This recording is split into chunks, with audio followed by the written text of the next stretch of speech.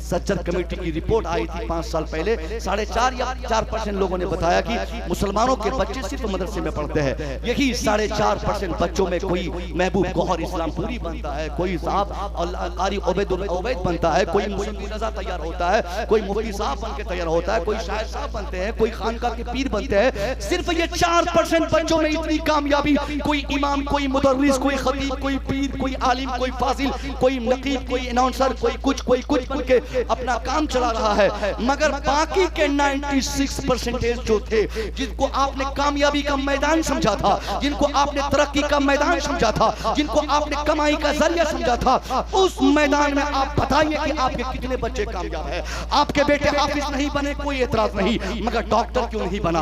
आपका बेटा कारी नहीं बना, कोई एतराज नहीं, मगर इंजीनियर आपने क्यों नहीं बनाया? आपका बेटा आलिम नहीं बना, कोई कंप्लेन नहीं, मगर आईएएस क्यों नहीं बना? आपका बेटा मुफ्ती नहीं बना, कोई कंप्लेन नहीं, मगर आपने अपने बेटे को आईपीएस क्यों नहीं बनाया? आलिम भी नहीं बने आपके बच्चे, डॉक्टर भी नहीं बने आपके बच्चे, कारी भी नहीं बने आपके बच्चे, इंजीनियर भी नहीं बने आपके बच्चे। यही जहालत जो हमने समाज में पेश किया, जहालत का माहौल दुनिया को दिया, यही हमारी कमजोरी की सबसे बड़ी वजह है। यकीनन बिहार हिंदुस्तान के उन रियासतों में एक है जहां जलसों की कसरत है। बिहार, बंगाल, उत्तर प्रदेश, उड़ीसा और एक दो और हो सकते हैं। इन रियासतों में कसरत से जलसे होते हैं और यकीनन जलसा हमारे लिए एक बड़ा प्लेटफॉर्म है, जहां से हमारे उलमा हम तक खिताब के जरिए दीनी बातें पहुंचाते हैं। उम्मत की इस्लाह के लिए जलसा निहायत ज़रूरी भी है। हमारे बुजुर्गों ने इसी जलसे को जरिया बनाकर अवामुन नास तक मुस्तफ़ा करीम के पैगामात को पहुंचाया करते थे। वही जलसा आज मॉडर्न शक्ल लेते हुए माइक, लाइटिंग और शामियाने का हिस्सा बन चुका है। यकीनन जलसे से फायदा तो होता है, इसके फायदे से कोई इनकार नहीं कर सकता, मगर जलसा जिन रियासतों में सबसे ज्यादा हम देखते हैं, उन्हीं रियासतों में दीनी पसमानदगी सबसे ज्यादा है। हमारे बच्चों में, हमारे नौजवानों में जलसों का 25-30 साल के रिकॉर्ड के बाद हम जब मुताला करते हैं तो जलसों का बहुत ज्यादा फायदा हमारे माशरे में नजर नहीं आता। एक समझने वाली बात है कि हमारे जलसों में डॉक्टर्स, एडवोकेट्स, टीचर्स, प्रोफेसर्स, असली तालीम याफ्ता अफराद क्यों नहीं आते हैं? इसके दो वजूहात हो सकते हैं। या तो ये कि वो लोग दीनी महफिलों में आना नहीं चाहते। दूसरी बड़ी वजह ये कि या तो हमने उनके लायक अपनी महफिल में कुछ छोड़ा नहीं, हमने अपनी रिवायत बदली है बोलने की, सुनाने की, कहने की, या तो वो लोग अपनी दुनिया में मस्त रहते हैं। जो लोग पहले से ही दीनदार हैं वही लोग जलसे में हैं। बाकी हमारे वकील साहब क्यों नहीं है? डॉक्टर साहब को उलमा की नशिस्त का एहतराम और ख्याल क्यों नहीं रहता? प्रोफेसर्स अपनी मुलाजमत से छुट्टी लेकर उलमा की नशिस्त को सलाम क्यों नहीं करते? आज अगर हम बहुत हक बोलने की कोशिश करें तो इसकी बुनियादी वजह हम खुद है कि हमने अपने जलसे को इस तरीके से मॉडर्न कर दिया कि उन पढ़े लिखों को ये बात समझ में आने लगी कि अब ये जलसे बैठने लायक नहीं रहे। पढ़े लिखे लोग हमारे जलसों से उठ रहे हैं। लेकिन आज हमें खुशी मिली, हमारे शहर मोहतरम, हम तो नकीब नहीं कहते इनको, आपके बगल के हैं, गर्चे निकाबत के जरिए ये हिंदुस्तान भर में घूमते हैं, मगर इनकी तहरीर और इनके अशार और इनकी खिदमत अगर आप पढ़ेंगे तो आपको मालूम होगा कि निकाबत तो इनके लिए एक बहुत छोटी सी चीज है। ये बहुत बड़े शायर हैं। महबूब गौहर इस्लामपुरी एक ब्रांड का नाम है। सीतामढ़ी, मुजफ्फरपुर, यूं कहिए कि बिहार, या यूं कहें कि पूरी जमात के लिए, हमारी पूरी कम्युनिटी के लिए एक ब्रांड है, स्पेशलिस्ट हैं। मुतादी जहतों से अल्लाह ने इनको ऐसी कुव्वतें दी हैं जो नौजवान उलमा में ये मुनफरिद है, मुमताज है।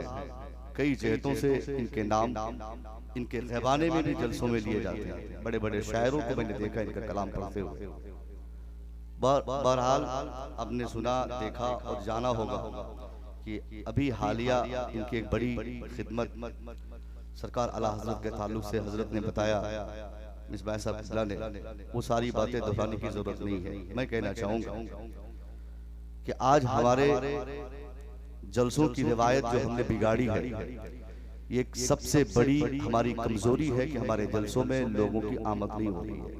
आम लोगों की, जैसे हमारे 4-5-10 लोगों के अस्मा हजरत ने लिए, मैं अपनी आरामगाह से सुन रहा था कि इस जलसे में पढ़े लिखे लोग आए हुए हैं। बड़ी खुशी हुई मुझे, वरना पागल टाइप के, दीवाना टाइप के, बगैर टोपी, बगैर किसी नीयत के, बगैर इरादे के जलसे में चाय पीने आया, नात खानी किसी की हो रही थी, आके 10 मिनट बैठा, जब तक मर्जी हुई बैठा, अच्छा लगा, उसके बाद जब भी चाहा वो जलसे से चले गए। ऐसे जलसे रोजाना हमारे गांव से गुजरते रहते हैं, मगर जब इरादतन कोई जलसे में बैठे, इस वजह से कि हमें उलमा को समाअत करना है, अपने उलमा को सुनकर अपनी जिंदगी की तारीकियों को हम दूर करेंगे, अपनी आखिरत को बनाने की हम जलसों से कोशिश करेंगे, तो ऐसे जलसे 50,000 जलसों पर भारी रहते हैं।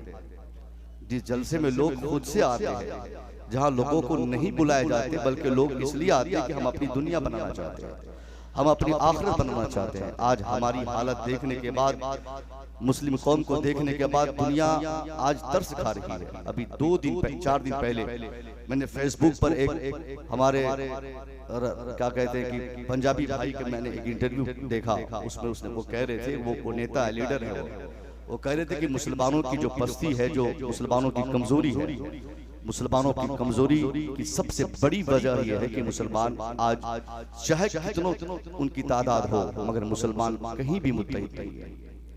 हम मुसलमानों ने आज तक इस जमाने में हमने अपने इस्लाम को समझने की कोशिश ही नहीं की। इस्लाम की वुसअत को हमने नहीं समझा, इस्लाम को हमने जानने की कोशिश नहीं की। हमने शख्सियतों के नाम पर अपने इस्लाम को इस जमाने में बांट दिया। हमने खानकाहों के नाम पे आज इस जमाने में जो इस्लाम को डिवाइड किया है, यही नाइत्तेफाकी, यही इख्तिलाफ, यही झगड़ा, यही झंझट, जिसकी बुनियाद पर 150 करोड़ की तादाद में पूरी दुनिया में मुसलमान होने के बावजूद आज एक पालिश्ड जमीन पूरी दुनिया में मुसलमानों की खालिस अपनी जमीन नहीं है। जिस अरब पे हमें नाज है साहब, वो अरब भी आज गैरों के तसल्लुत में है। जिस इराक, ईरान, अफगानिस्तान की हम बातें किया करते हैं, कोई एक जगह बताए कि जो जगह खालिस हमारी अपनी जगह हो, वहां भी आज गैरों की हुकूमत है, वो भी जगह अमेरिका के नर्गे में है।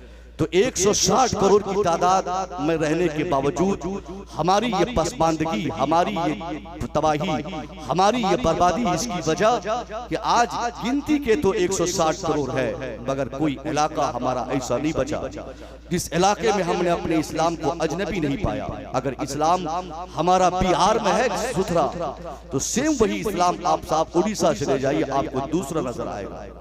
उड़ीसा के मुसलमानों का इस्लाम देखने के बाद गुजराती मुसलमानों में इस्लाम तलाशिए तो आपको वहां अलग इस्लाम नजर आएगा, क्योंकि हमने इस जमाने में अपने इस्लाम को जो डिवाइड कर दिया, शख्सियतों के नाम पर अपने इस्लाम को हमने पीछे करके अपनी शख्सियतों को हमने आगे रखा, जिसके नतीजे में दुश्मनों को ये बात पता चल गई कि मुसलमान को बर्बाद करने के लिए बहुत ज्यादा ताकत की जरूरत नहीं है।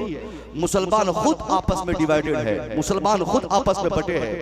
मुसलमानों ने अपनी शनाख्त बदली, मुसलमानों ने पहचान बदला, मुसलमानों ने अपनी जिंदगी जीने के तौर तरीके बदले, मुसलमानों की जिंदगी के अहवाल लिखते हुए आज दुनिया का हर पढ़ा लिखा यही कहता है कि मुस्लिम कौम दुनिया में सबसे पहले जिस कौम ने यूनिटी का मतलब दुनिया के सामने स्थापित किया, वो मुसलमान जिसने इत्तेहाद का मफहूम दुनिया के सामने पेश किया, वो मुसलमान जिसने इत्तेहाद में ताकत है कह के दुनिया को बताया, वो इस्लाम मजहब जो जिस इस्लाम में सबसे ज्यादा इत्तेहाद की बातें की गई, उसी इस्लाम का दामन पकड़ने वाले मुसलमान आज पूरी दुनिया में अलग अलग हिस्सों में नजर आते हैं।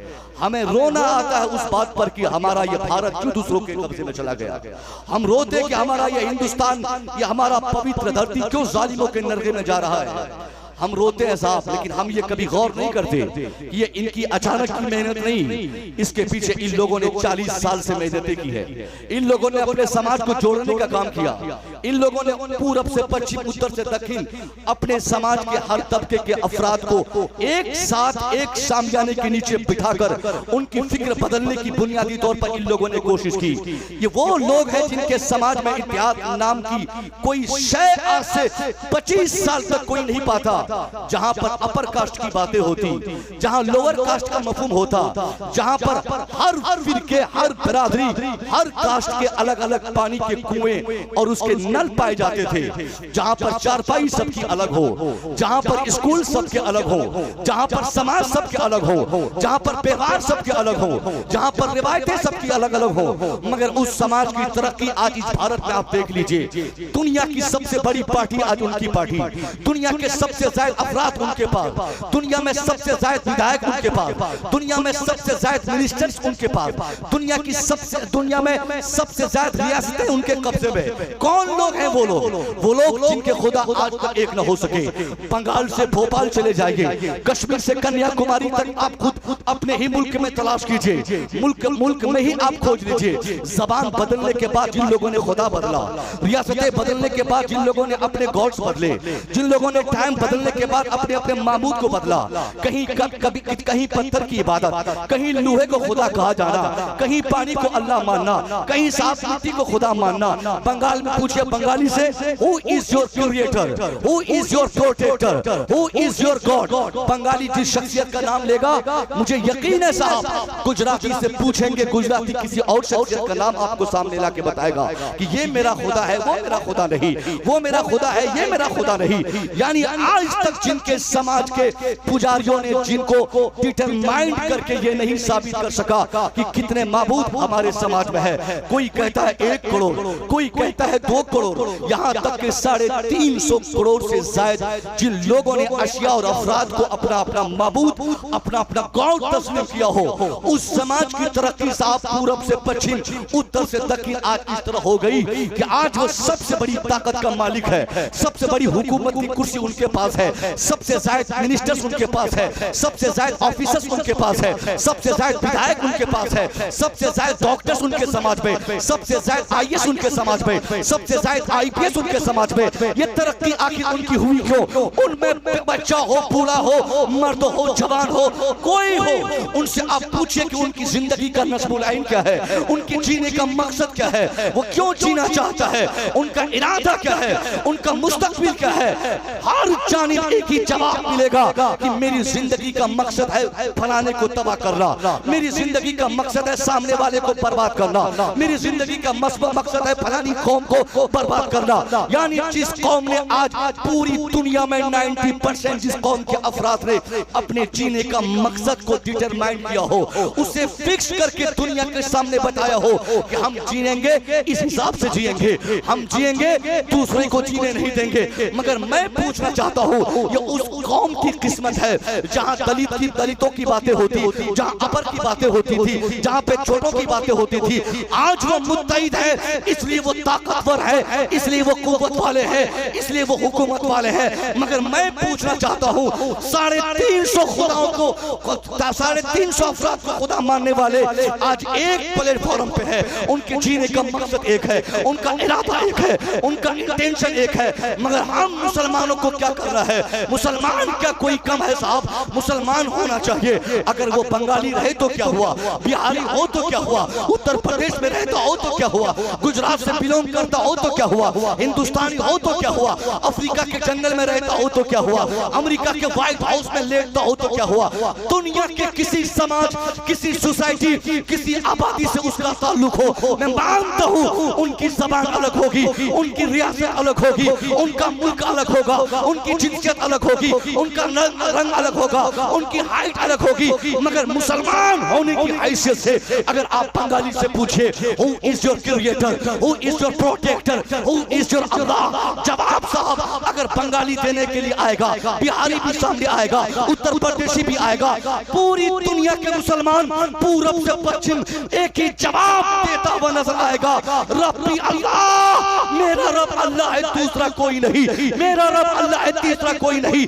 मैं कहना चाहता हूँ जब मुसलमानों का खुदा भारत में वही खुदा, हिंदुस्तान के किसी कोने में तलाश किया वही खुदा, दुनिया के हर एंगल से अब दुनिया को उलट पलट कर देखिए, मुसलमानों का जवाब सिर्फ एक खुदा का, मुसलमानों का इशारा सिर्फ एक खुदा की तरफ। तो एक खुदा के मानने वाले ये क्यों आपस में 5000 हिस्सों में डिवाइड हो गए हैं? हमने अपने इस्लाम को जो बांटा है, ये हमारी तबाही की सबसे बड़ी वजह यह है कि हमने दुनिया को ये समझा दिया है कि सीतामढ़ी का मुसलमान मुजफ्फरपुर के मुसलमान से बहुत डिफरेंट है साहब, बिहार के मुसलमान से उत्तर प्रदेश के मुसलमानों के दरमियान में बहुत ज्यादा फर्क है, हिंदुस्तान के मुसलमानों में अमेरिका के मुसलमानों में बहुत ज्यादा डिफर है। इस डिफरेंसेस और इस तफरीक की बुनियाद पर दुश्मन जाग उठे हैं, वो हमारी कुव्वतों को महसूस कर रहे हैं। अगर इस जमाने में मैं आपसे इस अजीम शान कॉन्फ्रेंस से, इस्लाह मुआशरा कॉन्फ्रेंस से, इस्लाहुल मुस्लिमीन कॉन्फ्रेंस से अगर मैं आपकी इस्लाह करने की कोशिश करूं,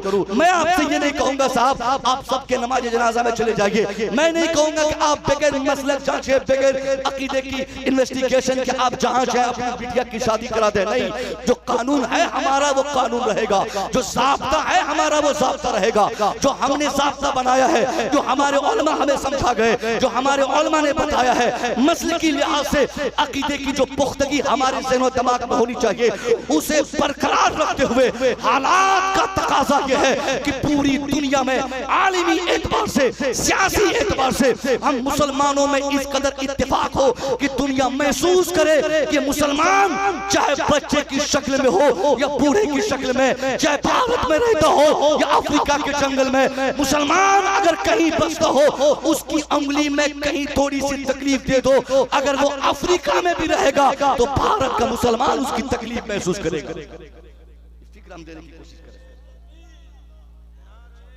करें। रिसालत मसलके आला हजरत इस्लाहुल मुस्लिमीन कॉन्फ्रेंस सरजमीने कोकिलवारा, माशाअल्लाह बहुत उम्दा। मगर हमने कभी ये नहीं सोचा कि जरूरत इस बात की नहीं कि साहब हम अपनी लड़ाई, शख्सियतों की लड़ाई हम अपने समाज में लाकर अपने समाज को डिवाइड कर दें। हम मुसलमान बने आलिमी एतबार से, ये हमारी कमजोरी है, हमारी तबाही का जिम्मेदार कोई दूसरा नहीं। शाकिर साहब अपनी अशार पढ़ते हुए कह रहे थे ना कि हमारी बर्बादी का जामिन कोई नहीं। हम बिला वजह किसी नेता को, किसी अभिनेता को, समाज के किसी थर्ड पर्सन को सामने लाकर उनको गाली देकर बोलते हैं कि तेरी वजह से मेरी ये हालत है, तेरी वजह से मेरी ये बर्बादी है, तेरी वजह से मेरी ये तबाही है। मगर सच्चाई क्या है? कुरान कहता है वमा असाबकुम बिमुसीबा फबिमा कसबत ऐदीकुम, what misfortunes befalls on you it is because your hand has gathered it. Allah फरमाता है मुसलमानों से, कहता है कि मुसलमानों ये तेरी बर्बादी की वजह कोई दूसरी वजह नहीं, तुम अपनी बर्बादी का खुद रिस्पॉन्सिबल हो, तुम अपनी तबाही का खुद जिम्मेदार हो। तुमने अपने समाज को डिवाइड कर दिया, तुमने इत्तेहाद का मफहूम दूसरों को समझाया मगर खुद नहीं समझ सके, तूने इत्तेहाद कायम करके अपने समाज को ताकत देने की कोशिश नहीं की। आज कौन सी कुव्वत हमारे पास है? किस कुव्वत के साथ दुनिया के मुकाबले में हम अपने आप को खड़ा कर सकते हैं? वो कौन सा हथियार हथियार, वो कौन सा वेपन हमारे पास है? न इत्तेहाद की ताकत हमारे पास, न एजुकेशन का वेपन हमारे पास, न साहब सियासी ताकत हमारे पास, कुछ भी नहीं हमारे पास जो हम अपने दुश्मनों के मुकाबले में अपने को लाकर ये साबित कर सके कि हमें हमारा हक मिलना चाहिए। हम क्या दिखा सकते हैं उनको? हमारे पास ना अफराद है, हमारे पास ना तहरीक है, हमारे पास ना तंजीम है, हमारे पास ना इरादे हैं, हमारे पास ना कोई इंटेंशन है, हमारे पास ना कोई ऑर्गेनाइजेशन है, कुछ भी हमारे पास इसके सिवा नहीं कि हमारे पास एक पीर मौजूद है। इसके सिवा हमारे पास कुछ नहीं कि हमारे पास अलग अलग सेपरेटेड एक खानका है। हमारे पास इसके अलावा कुछ नहीं कि हमारा पीर दूसरा, इनका पीर दूसरा, उनका पीर तीसरा, उनका पीर तीसरा। मैं कहना चाहूंगा अगर यही पीर के चक्कर में अगर हमने अपने इस्लाम को अगर हर जमाने में बांटता रहा, हम समझते हैं साहब बहुत ज्यादा दिन नहीं बाकी हमारा वजूद का खात्मा हम इसी सरजमीन पे देखेंगे। ये हिंदुस्तान शहीद पूरी दुनिया से चुन चुन कर हमें मारा जाएगा। हम आपसे पूछना चाहते हैं कौन सी मस्जिद की पेशानी पर लिखा है किस पीर की मस्जिद है? मस्जिद के नाम पर हम एक न हो सके, मदरसे के नाम पे एक न हो सके, मजहब के नाम पे एक न हो सके, अकीदे के नाम पे एक न हो सके, इरादे के काम पर एक न हो सके, इरादतन हम एक न हो सके, तो बर्बादी झेलने की जिम्मेदारी आपको कबूल करनी होगी। आपकी निगाहों के सामने आपकी बेटी के दुपट्टे लोग छीनेंगे। आप शाहीन बाग चले जाइए, रामलीला चले जाइए, बेंगलोर चले जाइए, हैदराबाद मस्जिद के आगे चले जाइए, दुनिया के हर समाज में आप 1000 नहीं 50 करोड़ की तादाद में जाकर अपनी भीड़ इकट्ठी करके आप अपना हक मांगिए। दुनिया आपको गोलियों से पूछ देगी लेकिन आपको आपका हक नहीं देगी, क्योंकि आपके पास कुव्वत नहीं, आपके पास इत्तेहाद नहीं, आपके पास तफहीम नहीं, आपके पास सियासत नहीं, आपके पास एजुकेशन नहीं। कौन सी ताकत है जिस ताकत की बुनियाद पर दुनिया से हम अपना मुतालबा कर सकते हैं? हमने आज तक क्या किया है? इस आजाद भारत में अगर मैं आपका दामन पकड़ के पूछना चाहूं, ये भारत आजाद किया किसने?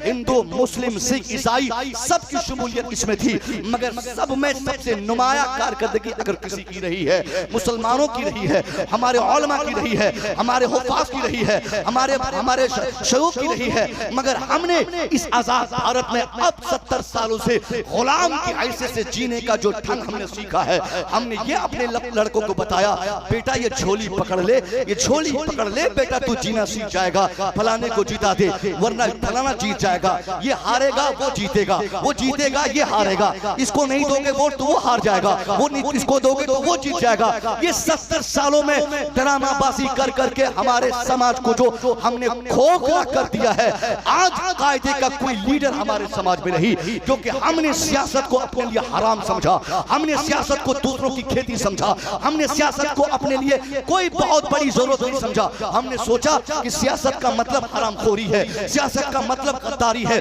सियासत का मतलब जुल्म है, सियासत का मतलब ज्यादती है, सियासत का मतलब पैसा कमाना है, सियासत का मतलब कुछ और है। मगर हमने ज़हन दुनिया को ये नहीं दिया कि जो आज हम सियासत से दूर हो रहे हैं, जरा अपने पैगंबर की सियासत तो देख लेते। मेरे मुस्तफा से बड़ा सियासतदान कौन इस धरती से गुजरा है? अगर सियासत करना हमारे लिए ममनू होता। काफी उम्दा खिताब हो रहा है, इसलिए इस्तकबालिया पेश किया गया। नारे तकबीर, नारे रिसालत, लाजवाब शायान शान बा मकसद खिताब हो रहा है। वाह वाह वाह वाह वाह वाह वाह वाह वाह, हसास लोग हैं माशाअल्लाह, महसूस कर रहे हैं। सुभान अल्लाह, सुभान अल्लाह, हक अदा कर दिया। हमने लोगों को यही सिखाया कि बेटा तुम एक्साइट हो जाओ, फलाने साहब को वोट दो, मतलब फलाना साहब जीत जाएगा। मैं कहता हूँ साहब कौन साहब आपके अपने हैं? कौन साहब, कौन इसमें से साहब, किसी पार्टी की मैं बात कर रहा हूँ, उसके कौन सा नेता हमारी किस खानका का साहिब सज्जादा है? उनमें से किसकी माँ साहब, कौन सी माँ किसकी माँ पीर हमारी पीरानी अम्मा है तो वो जीत जाएगी? सब तो साहब वही जमात के हैं, सब तो वही लोग हैं। हमने अपना कितना नुकसान पहुंचाया, हमने कभी गौर नहीं किया। हमने सियासत को अपने लिए हराम समझा। अगर हमारे उलमा सियासत के लिए आ जाए सामने तो आप में से 50 लोग गालियां देंगे। देख मौलवी को पैसा कमाने की ललच आ गई, ये मौलवी अब कमाना चाहता है, ये मौलवी अब सियासत करना चाहता है। हराओ इस मौलवी को, बाइकाट करो इस मौलवी को, मस्जिद के मेंबर पे चढ़ने न दिया जाए, इसको अजान देने का हक इससे छीन लिया जाए, इमामत के हुकूक इनसे ले लिए जाए, क्योंकि अब ये मुखिया बनना चाहता है, अब ये सरपंच बनना चाहता है, अब इनको विधायक बनने की ख्वाहिश हो गई, अब ये भी नेतागिरी पे उतर गया है, इसलिए इमामत नहीं कर सकता, ये अजान नहीं दे सकता, खानका में नहीं रह सकता, बच्चों की तालीम नहीं दे सकता। हमने जो गलत मफहूम बैठा दिया, अब ये हमारे उलमा डर से समझ गए कि साहब अगर हम सियासत के मैदान में आएंगे तो मस्जिदें छीन ली जाएंगी, आजाद का हक छीन लिया जाएगा, मदरसे में पढ़ाने का हक हमसे वापस ले लिया जाएगा, तदरीसी कार्रवाई हमसे छीन ली जाएगी, तदरीसी हुकूक हमसे ले लिए जाएंगे, टीचिंग हुकूक हमसे ले लिए जाएंगे। इसलिए हमारे उलमा ने भी सियासत को सजरे ममनुआ समझकर बाहर से अलग होकर वही अल्लाहु अकबर फजर में, वही ज़ुहर में, वही असर में, वही मगरिब में, वही इशा में अजान देना, नमाज पढ़ाना, सुबह से शाम तक बच्चों को पढ़ाना, हाफिज बनाना, आलिम बनाना, और हमारी कौम जहां थी वही है। हमने कभी दुनिया को ये एहसास नहीं दिलाया कि सियासत गंदी चीज नहीं, सियासत एक पाकीज़ा तसव्वुर का नाम है, सियासत एक ऐसा जरिया है जिसके ताल्लुक से इस्लाम के पैगंबर की जिंदगी पढ़ने के बाद हमें ये इल्म होता है कि हमें भी सियासत का हक है, हमें भी सियासत करके दुनिया को सियासत का बेहतरीन सबक पढ़ाना चाहिए। मेरे मुस्तफा करीम की जिंदगी ने आपने मुताला की, सिर्फ 23 साल आपने सियासत का इस्तेमाल किया, सिर्फ 23 साल, 63 साल उम्र शरीफ आपकी थी, 40 साल तो आप बिल्कुल आम इंसान की तरह बगैर किसी इंफॉर्मेशन के, बगैर किसी इत्तला के, बगैर किसी को इत्तला दिए आप जिस समाज में रहे, आपने अपनी अहलिया तक को नहीं बताया कि मैं क्यों आया हूँ, मेरी आमद का मकसद क्या है, अल्लाह ने मुझे क्यों भेजा है। अपनी बीवी को भी आपने नहीं खबर दी कि मेरी आमद, मेरी पैदाइश, मेरी बेसत का इंटेंशन, इरादा अल्लाह का क्या है। 40 साल के बाद जब मुस्तफा ने सियासत का मैदान फतह करना आपने चाहा, सियासी एतबार से ईमान को समाज की जरूरत जब आपने बनाना चाहिए, तो दुनिया की तारीख बताती है सिर्फ 23 साल में इस्लाम के पैगंबर ने उदू इला रब्बिका बिल हिकमा वल मौइज़तिल हसना का जो ऐसा पाठ दुनिया के सामने स्थापित फरमाया था, दुनिया गवाह है। 23 साल में लोगों ने, किसी ने आपके दंदाने मुबारक को शहीद किया, किसी ने आप पर पत्थरों की बारिश की, किसी ने आपको गालियां दी, किसी ने आपकी गर्दनें काटने के लिए तरीके चलाई, किसी ने नमाज रोका, किसी ने मस्जिद रोकने की कोशिश की, किसी ने आपके इरादे को, आपके मकसद को, आपकी तहरीक को रोकने के लिए अपने समाज में 50-50 तरीके बनाई। मुस्तफा ने सब्र किया, मुस्तफा ने इस्लामिक सियासत का तसव्वुर पेश किया, सब्र और तहम्मुल का ऐसा अनमोल खजाना आपने अपनी जिंदगी में अपने किरदार से दुनिया के सामने पेश किया कि आप पर पत्थरों की बारिश होती रही, समझाने वाले आपके पास आते रहे, बताने वाले आते रहे कि हुजूर आपको बाअख्तियार है, अल्लाह ने आपको बाअख्तियार बनाया है, आप चाहें तो उतबा का कलेजा बाहर आ जाए, आप इरादा कर ले शैबा का सीना चाक हो जाए, आपकी उंगली के एक इशारे से जब चांद वापस हो, चांद का टुकड़ा हो सकता है, सूरज वापस हो सकता है, पेड़ पौधे आपके पास आ सकते हैं, कंकरियां कलमा पढ़ने पर मजबूर हो सकते हैं। तो सरकार आप क्यों नहीं चाहते कि दुश्मन का खात्मा हो जाए, आप क्यों नहीं चाहते ये आपके दुश्मन जो आपकी दुश्मनी के लिए तहरीकें चला रहे हैं इसका वजूद धरती से मिट जाए। मुस्तफा हर एंगल से, हर प्रेशर पर आप मुस्कुराते रहे, आप मुस्कुराते रहे। आखिर में आपने जवाबन कहा, हाँ दुनिया वालों तुम न मुतालबा कर रहे हो कि मैं इनके लिए तबाही चाहूं, मैं इनकी बर्बादी के लिए अल्लाह से मुतालबा करूं, मगर मेरी निगाहें देख रही है, मैं इन्हें मुलाहाजा कर रहा हूं, मैं इन्हें मुताला कर रहा हूं, इनमें तब्दीली आएगी, इनमें बदलाव आएगा, इनमें चेंजिंग आएगी, तुम लोग देखना ये लोग बदलेंगे, इनमें बदलाव आएगा। मुस्तफा करीम अपना काम करते रहे, अपना काम करते रहे, सब्र का मुजाहरा आपने फरमाया, इस्लामिक सियासत का तसव्वुर आप अपनी जिंदगी में पेश करते रहे। दुनिया ने क्या देखा, मुस्तफा जाने रहमत की पेशन गोई का वो शानदार असर दुनिया में देखने को मिला कि 23 साल की जिंदगी में मुस्तफा करीम पर जिन लोगों ने पत्थरों की बारिश की, मुस्तफा की सियासत को उन लोगों ने ऐसा एक्सेप्ट किया, इस कदर मुस्तफा जाने रहमत से मुतासिर हुए कि मुस्तफा जाने रहमत पर पत्थरों की बारिश करने वाले उसी नबी की जिंदगी पाक में पत्थरों की जगह पर दुरूदों की बारिशें करते हुए नजर आने लगे। मुस्तफा जाने रहमत ने ऐसी तब्दीली फरमाई कि जिन लोगों ने नमाज़ें रोकने की तहरीकें चलाई थी, उनमें नमाज पढ़ने की ऐसी लत लग गई कि कुरान उनकी नमाज की शहादत देते हुए कहता है, तराहुम रुक्कान सुजदा व यब्तगून फज़लन मिनल्लाहि व रिज़वाना, कि तुम उसको हमेशा देखोगे नमाज पढ़ते हुए। जिन लोगों ने ने नबी की गर्दनें काटने की तहरीकें चलाई थी, उन वही लोग उसी मुस्तफा की जिंदगी पाक में उसी नबी के नाम पर अपनी अपनी गर्दनें कटाने को तैयार हो गए। बहुत अच्छे हजरत, बहुत अच्छे, वाह वाह वाह, तब्दीली थी, वाह वाह वाह, ये तब्दीली थी, ये बदलाव था। नारे तकबीर, नारे रिसालत, मसलके आला हजरत दारुल उलूम मुहम्मदिया इस्लाहुल मुस्लिमीन सरजमीन कोकिलवारा हजरत डॉक्टर मुसव्विर रजा मिसबाही। बहुत उम्दा भाई। मुस्तफा अहमद ने सब्र का मुजाहरा फरमाया, आप अपना काम करते रहे, तब्दीली आ गई। इसलिए मुस्तफा की सुन्नत समझकर हमको भी ऐसा ही करना है। अगर मजालिम आज हमारे ऊपर हो रहे हैं तो ये कोई नई बात नहीं है, ये जब से इस्लाम का आगाज हुआ है तब से मुसलमानों पर मजालिम हो रहे हैं। जब से इस्लाम शुरू हुआ है, इस्लाम ने दुनिया के सामने अपना चेहरा दिखाया, तब से दुनिया ने इस्लाम के चेहरे को देखकर इस्लाम को गालियां देना चाहा। तब हमेशा से इस्लाम को दुनिया ने बदनाम किया। मगर अगर इनकी बदनामी और इनके टेंशन में आकर हम अपना काम करना छोड़ देंगे तो आपसे मैं कहता हूं कि हमारा कदम कभी आगे नहीं बढ़ पाएगा। हमें सब्र करना चाहिए, हमें वक्त पर रिजल्ट छोड़ देना चाहिए कि वक्त आएगा, तब्दीली आएगी, बदलाव हम बदलेंगे, इंशाल्लाह जमाना बदलेगा।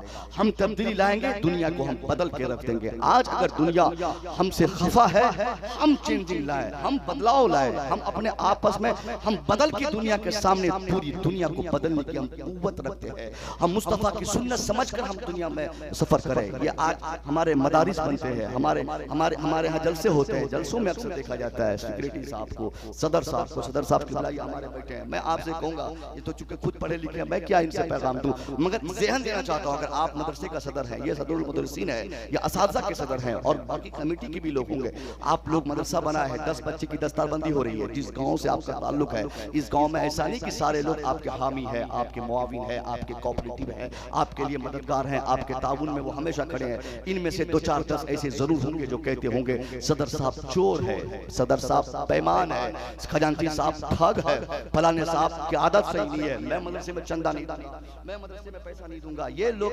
कमीने टाइप के हैं, मदरसा वाला सही नहीं है। ऐसा हो सकता है क्योंकि आज तक जिन लोगों ने भी दीन के लिए अपने आप को वक्फ किया है, उन लोगों को गालियां सुननी पड़ी है, वो लोग गालियां सुने हैं। और अगर इस चिंता में आकर सदर साहब बोलेंगे जाओ सब लोग जब हमको चोर चोर कहता है तो हम मदरसा छोड़ देते हैं, जाओ चलाओ तुम ही लोग चलाओ, तो इस्लाम का खसारा होगा, मजहब का नुकसान होगा, कौम का नुकसान होगा। इसलिए अगर आपने किसी जिम्मेदारी को कबूल की है, दुनिया 50 गालियां दे उससे कोई टेंशन नहीं, आप सब्र करें, गाली को देने वाले को उसकी हालत में छोड़ दें, ईमानदारी से दीन का काम आप करते रहे। जो जिम्मेदारी दीनी जिम्मेदारी अल्लाह ने आपके कांधे पर दी है, उस जिम्मेदारी को आप अच्छे तरह से आप उसे निभाते रहे। इंशाअल्लाह आप ईमानदारी से जब काम करते रहेंगे, इन साल 10 बच्चा, आने वाले साल 15 बच्चे, उसके बाद 25 बच्चे दस्तारबंदी लेकर जाते रहेंगे। ये जो आज लोग आपको अगर बोलते हैं कि ये चोर है, ये बेईमान है, ये मदरसे का ठग है, ये पैसा बेईमानी करता है, एक दिन उनमें भी तब्दीली आएगी और वो लोग ये कहने पर मजबूर होंगे आज तक जो हमने मदरसे के जिम्मेदारान को उल्टी सीधी बातें कही वो मेरी गलती थी, मेरी नादानी थी। वाकई यही लोग ईमानदार हैं, यही लोग अच्छे हैं।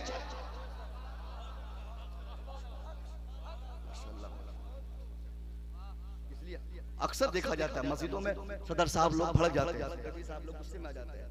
जुमा में हम लोग मुताला करते हैं साहब, कभी कभी जुमा पढ़ाने में आधा घंटा लेट होता है सदर साहब की लड़ाई की वजह से, सेक्रेटरी साहब के झंझट की वजह से, इधर रजिस्टर फेंकना उधर रजिस्टर फेंकना।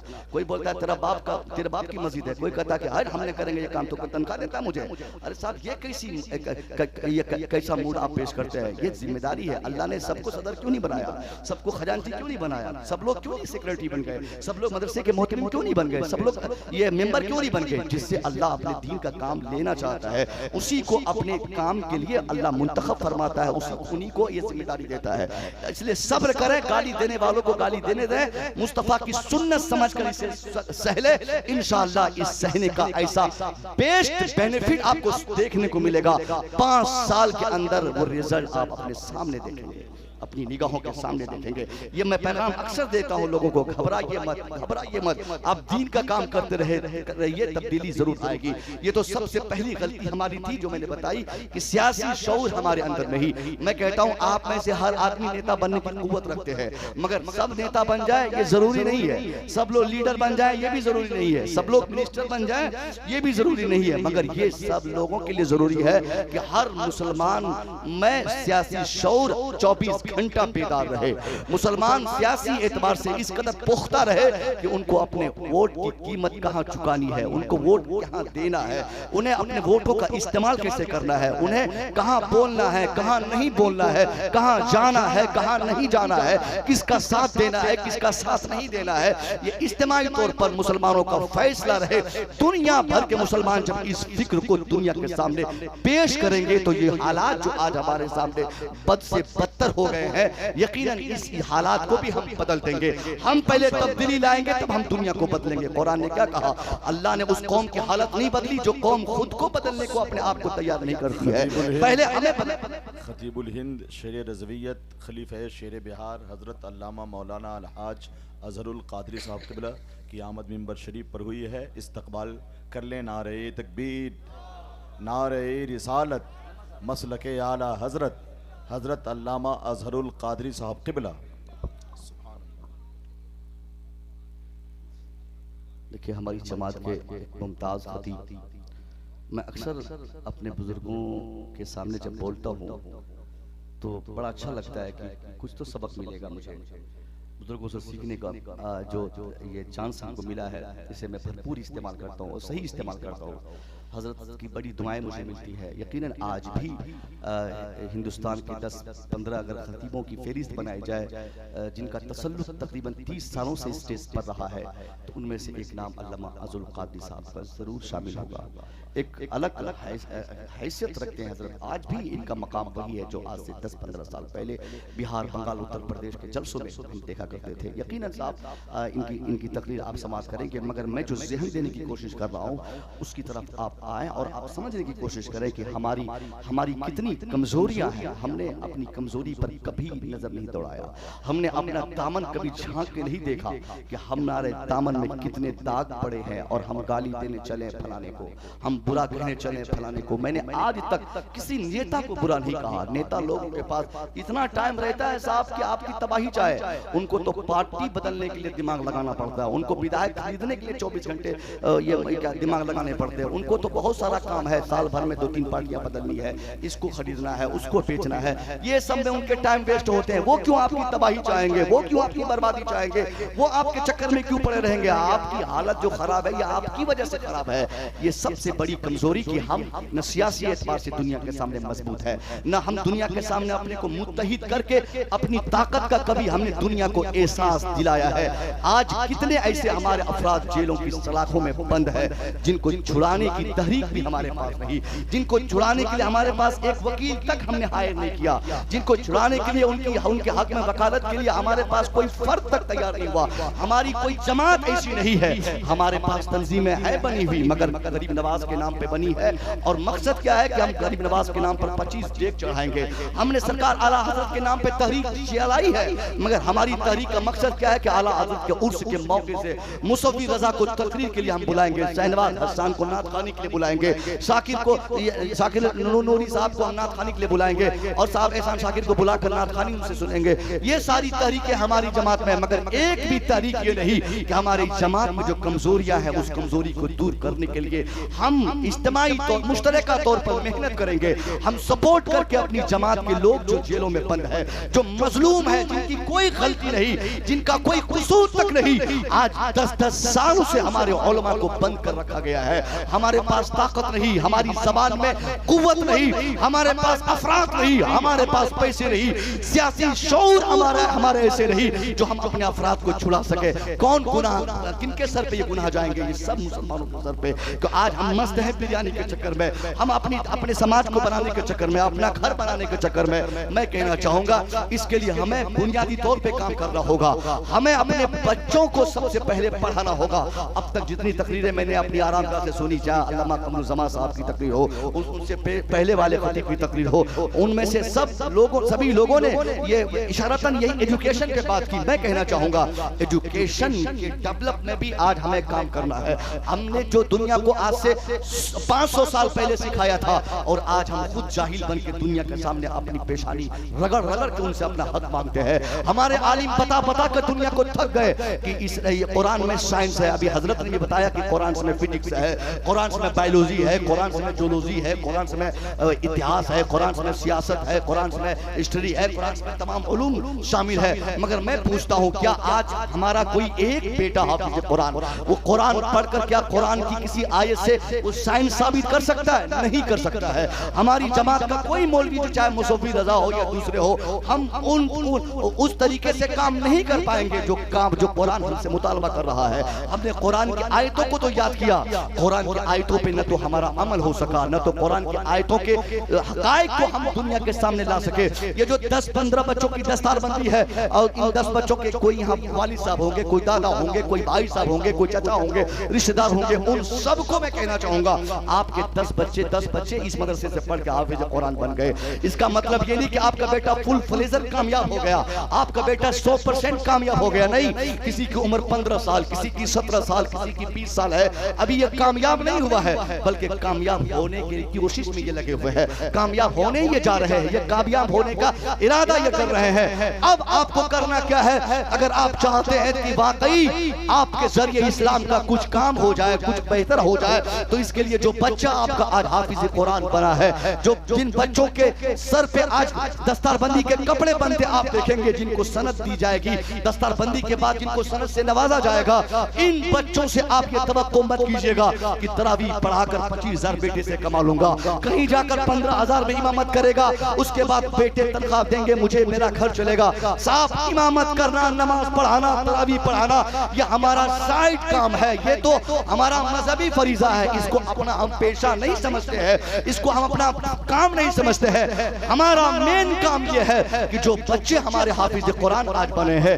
उन्हीं बच्चों से हम ये तवक्को करें कि कुरान की जिन आयतों को उन लोगों ने अपने सीनों में महफूज किया है, जिन आयतों को उन लोगों ने याद की है, उन बच्चों के जरिए हम ये कोशिश करें कि उन आयतों को सामने लाए, उनके हकायक को हाईलाइट करें, दुनिया के सामने कुरानी उलूम दुनिया के सामने हाईलाइट करें, कुरान से दुनिया को साइंस बताएं, कुरान से दुनिया को फिजिक्स बताएं, कुरान की आयतों से दुनिया को एस्ट्रोनॉमी का नॉलेज दे, कुरान की आयतों से दुनिया को साइंसी पाठ पढ़ाए। ये हमारी कोशिश होनी चाहिए। क्यों? साइंस पढ़ना भी हमारा काम है, फिजिक्स पढ़ना भी हमारा काम है, जूलॉजी पढ़ना भी हमारा काम है। जब कुरान में तमाम उलूम है, वला रत्बी वला याबिस इल्ला फी किताबिन मुबीन, कुरान पाक में कोई ये खुशकोदर ऐसी जगह नहीं जो कुरान पाक में जिनका जिक्र नहीं किया गया हो। मगर हमने क्या समझा कि बेटे को हाफिज बना दिए, कहीं का इमाम बन जाए, तरावीह पढ़ाए और दूसरा काम नहीं है। इन 10 बच्चों के गार्जियन से मैं गुजारिश करूंगा, आप अपने बच्चों को खूब पढ़ाएं।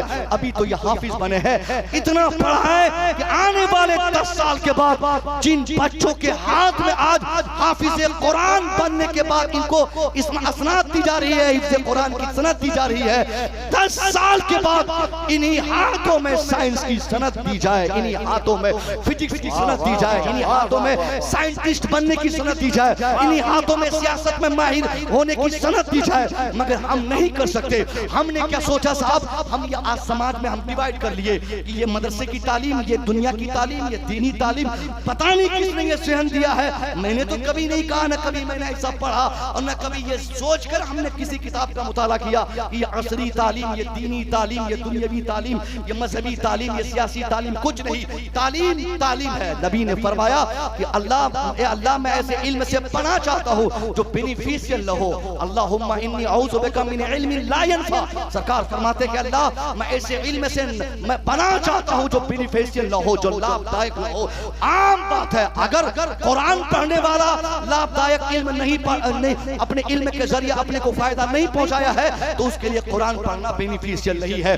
पूरी जिंदगी अरबी पढ़ता रहे, पूरी जिंदगी कुरान पढ़ता रहे और कुरान पढ़ने का मकसद ये हो कि मैं मुस्तफा की जात तलाश करूंगा कि किस आयत से इल्म गैब से इनकार का समझ में आ रहा है, किस आयत से ये समझ में आ रहा है, किस आयत से वो समझ में आ रहा है। इस इरादे से अगर कोई अरबी पढ़ रहा है, कुरान पढ़ रहा है, हदीस पढ़ रहा है, तो अरबी पढ़ना भी उसके लिए हराम है, हराम है, हराम है। और अगर कोई लड़का अंग्रेजी पढ़ता है, कोई लड़का साइंस पढ़ता है, कोई बेटा फिजिक्स पढ़ता है, कोई केमिस्ट्री पढ़ता है, कोई जोलॉजी पढ़ता है, कोई बॉटनी पढ़ता है, और इन उलूम को ग्रहण करने का मकसद यह है कि मैं साइंस पढ़ूंगा और साइंस पढ़ के साइंस के जरिए जो साइंस पढ़ने के बाद जो अल्लाह की बेपनाह कुदरतें छुपी हुई है उनको हाईलाइट करके दुनिया के सामने अल्लाह की कुदरत को रोशनास करूंगा। इस इरादे से साइंस फिजिक्स बायोलॉजी पढ़ने वाला यकीनन सवाब का हकदार होगा, यकीनन उसे सवाब मिलेगा ही मिलेगा। मगर मैं क्या कहना चाहता हूँ, हमने बांट लिया, हमने कहा कि मुल्ला बनना, मुझे बच्चों को नहीं बनाना है, बेटों को इंजीनियर बनाना है, बेटों को सिर्फ डॉक्टर बनाना है, बेटों को सिर्फ प्रोफेसर बनाना है। क्यों मदरसे में हज़रत पढ़ाएंगे? क्यों मेरा बेटा आलिम बनेगा? क्यों मेरा बेटा हाफिज बनेगा? बेटा आलिम बनेगा, 10,000 कमाएगा, उसके बाद उनकी बेटे की जिंदगी तबाह होती जाएगी। कोई अक्लमंद मेरे बेटे को अपना दामाद नहीं बनाना चाहेगा। कौन ये 10,000 कमाने वाले को दामाद बनाएगा? मुसीबत मोल लेगा। इसलिए आदमी चाहता है कि मैं जल्दी से तरक्की करूं, इसलिए हम मेरा बेटा हाफिज नहीं बन के मेरा बेटा डॉक्टर बने। मैं कहना चाहूंगा, मैं आपसे नहीं कहना, ये नहीं कहता कि आप अपने बेटे को हाफिज बना ही दीजिए। हाफिज बनना ये किस्मत पर है। जिनकी किस्मत है वो आज बन रहे हैं, जिनकी किस्मत है वो लोग बन चुके हैं। कारी बनना, आलिम बनना जिनकी किस्मत में था वो लोग बन चुके हैं। अल्लाह जिन पर भलाई करना चाहता है उसे कुछ डॉक्टर इंजीनियर नहीं बल्कि आलिम दीन बनाता है, उनको दीन का फकीह बनाता है, दीन की समझ अता फरमाता है। ये तो कुरान पाक के जरिए हमने सीखा है। मगर मैं क्या कहना चाहता हूँ कि हमने अपने समाज को डिवाइड कर दिया, अलग कर दिया। ये मौलवियों की जमात, ये इंजीनियरों की जमात, ये डॉक्टरों की जमात, ये मुल्लाओं की जमात, ये कारियों की जमात, ये फलाने की जमात, ये फलाने का डिपार्टमेंट। मैं कहूंगा कि सिर्फ 4%, सुनिए गौर से, सिर्फ 4% बच्चे हैं जो मौलवी हैं पूरे हिंदुस्तान में। सज्जन कमेटी की रिपोर्ट आई थी 5 साल पहले, 4.5 या 4% लोगों ने बताया कि मुसलमानों के बच्चे सिर्फ मदरसे में पढ़ते हैं। यही 4.5% बच्चों में कोई महबूब गौहर इस्लामपुरी बनता है, कोई साहब कारी ओबैद बनता है, कोई मुफ्ती रजा तैयार होता है, कोई मुफ्ती साहब बन के तैयार होता है, कोई शायर साहब बनते हैं, कोई खानका के पीर बनते हैं। सिर्फ ये 4% बच्चों में इतनी कामयाबी, कोई इमाम, कोई मुदर्रिस, कोई खतीब, कोई पीर, कोई आलिम, कोई फाजिल, कोई नकीब, कोई अनाउंसर, कोई कुछ बन के अपना काम चला रहा है। मगर बाकी के 96% जो थे, जिनको आपने कामयाबी का मैदान समझा था, जिनको आपने तरक्की का मैदान समझा था, जिनको आपने कमाई का जरिया समझा था, उस मैदान में आप बताइए कि आपके कितने बच्चे कामयाब हैं। आपके बेटे हाफिज नहीं बने, कोई एतराज नहीं, मगर डॉक्टर क्यों नहीं बना? आपका बेटा कारी नहीं बना, कोई एतराज नहीं, मगर इंजीनियर आपने क्यों नहीं बनाया? आपका बेटा आलिम नहीं बना, कोई कंप्लेन नहीं, मगर IAS क्यों नहीं बना? आपका बेटा मुफ्ती नहीं बना, कोई कंप्लेन नहीं, मगर आपने अपने बेटे को IPS क्यों नहीं बनाया? आलिम भी नहीं बने आपके बच्चे, डॉक्टर भी नहीं बने आपके बच्चे, कारी भी नहीं बने आपके बच्चे, इंजीनियर भी नहीं बने आपके बच्चे। यही जहालत जो हमने समाज में पेश किया, जहालत का माहौल दुनिया को दिया, यही हमारी कमजोरी की सबसे बड़ी वजह है। एक भी बेटा कायदे से वकील नहीं बनता है। हमारा समाज अब तलाशिए साहब, पूरा गांव खंगालिए, दुबई मिलेगा, सऊदी आपको मिलेगा साहब। वहाँ पे क्या बोलते हैं कि दुबई में रहने वाले, सऊदी में, दोहा में, कतर में, ओमान में, दिल्ली में, पंजाब में ठेकेदारी करने वाले, फलाने करने वाले, ठिकाने करने वाले 50-50 हजार एक घंटे में कमाने वाले आपको मिलेंगे। मगर उस पूरे गांव और इलाके में एक भी ऑफिसर आपको नहीं मिलेगा, एक भी वकील आपको नहीं मिलेगा, एक भी शख्स कायदे से आपको असली तालीम लेने वाला जिसे आप समझते हैं वो भी आपके समाज में आप तलाश करें, आपको जल्दी नहीं मिलेगा। और अगर कोई मिल भी जाए तो वो पेशाब करने का तरीका तक उनको नहीं मालूम, तो वो क्या इस्लाम की भला करेगा? वो क्या लोगों को इस्लाम सिखाएगा? वो क्या लोगों को इस्लाम का दर्स देगा? ये हमारी कमजोरी है कि हमने अपने बच्चों को पढ़ाया नहीं, दुबई भेजा कमाने के लिए, जाओ 50,000 कमा के आना। 1 साल बेटा कमाया, क्रेटा गाड़ी लाके दरवाजे पे खड़ी कर दिया, उसके बाद फिर कमाया बेटा 2 साल, मकान बना लिया, जमीन ले लिया, बस हमने सोचा तरक्की हो गई। मगर हम आपसे कहना चाहते हैं, आज अगर यही हालात अगर आपके हमारे रहे तो हमारे हक में बोलने वाला कोई तैयार नहीं। लोग हमने तैयार किए। हमारे पास वकला की कमी, हमारे पास अफराद की कमी, हमारे पास शख्सियत की कमी है। आप अपने बेटों को हाफिज आलिम की तरफ वकील भी बनाइए, ताकि आपके हक की आवाज बुलंद करने की कुव्वतों का एहसास वो दुनिया को दिखा सके, दुनिया को ये साबित कर सके कि हम भी पढ़े लिखे हैं। और जब आपका बेटा पढ़ेगा तो उसकी कुव्वत कोई घटा नहीं सकता है, कोई नहीं घटाएगा। ये बगल में समस्तीपुर जिला, आखिरी बात, समस्तीपुर जिला में एक ओहदे पर हमारी जमात के मुमताज आलिम मौलाना शाहिद रजा मिसबाही हमारे दोस्तों में से है, वो फाइज हैं। आप अक्सर सोचते होंगे कि हम बच्चों को पढ़ाएंगे तो मेरा बेटा ऑफिसर नहीं बनेगा, ये नेता रोक देगा, ये फलाना नेता रोक देगा। मैं कहूंगा नहीं, गलत कॉन्सेप्ट, गलत बात, गलत बात। आप कायदे से पढ़ाइए, आपके बच्चों की तरक्की रोकने वाला दुनिया में कोई माइकल आल पैदा नहीं हुआ है। आप ईमानदारी से पढ़ाइए तो सही। 2017 की बात बता रहा हूँ, हिंदुस्तान आजाद हुआ 2014 में। 14 की आजादी के ठीक 3 साल के बाद 15, 16, 17 में खाली आजाद भारत की बात कर रहा हूँ। 14 की आजादी के बाद 17 में तो उत्तर प्रदेश भी आजाद हो गया था, हर जगह आजादी आ गई थी। ये हर जगह आजादी जब आई, उस आजादाना माहौल में 17 में जब यूपीएससी का एग्जाम की उम्मीदवारी लेकर शाहिद रजा मिसबाही जब उस एग्जाम का हिस्सा बना, एग्जाम देने गया है, शाहिद रजा मिसबाही एग्जाम दे रहा है। यूपीएससी का एग्जाम, कौन सा एग्जाम? जिसके जरिए आईएएस बनते हैं, जिसके जरिए आईपीएस बनते हैं। ऐसे ऑफिसर्स आते हैं जिसके कांधे पर पूरे भारत की बागडोर है, जिसको जो हिंदुस्तान चलाता है, जो पूरी डीलिंग करता है, जो सबसे बड़ी कुव्वत अपने मुल्क में है, वो आईएएस ऑफिसर्स की है। वही एग्जाम, यूपीएससी का एग्जाम, उसी के जरिए ये ऑफिसर्स आते हैं। उस एग्जाम में जब ये शाहिद रजा मिसबाही बैठा है, 18 में जब रिजल्ट आया है, उस रिजल्ट की जब फेहरिस्त बनाई गई, जब तरतीब फेहरिस्त दी गई, तो उस तरतीब में जहां मोहन का नाम, जहां सोहन का नाम, जहां गणेश का नाम, जहां सीता का नाम, जहां गीता का नाम शामिल था, अल्लाह की कसम उसी फेहरिस्त में नुमाया तौर पर 5 वक्त नमाज पढ़ने वाला, एक मुश्त दाढ़ी रखने वाला, बरकत की टोपी लगाने वाला आलिम रब्बानी शाहिद रजा मिसबाही का भी नाम शामिल था। ये इस बात की दलील है, जो पढ़ेगा वो आगे बढ़ेगा, जो पढ़ेगा वो काबिल बनेगा, जो पढ़ेगा वो ताकतवर बनेगा। आप भी पढ़ाएं, ईमानदारी से पढ़ाएं, इंशाअल्लाह तब्दीली आएगी, हालात बेहतर होंगे, हमारी और आपकी हुकूमत होगी। अस्सलाम वालेकुम।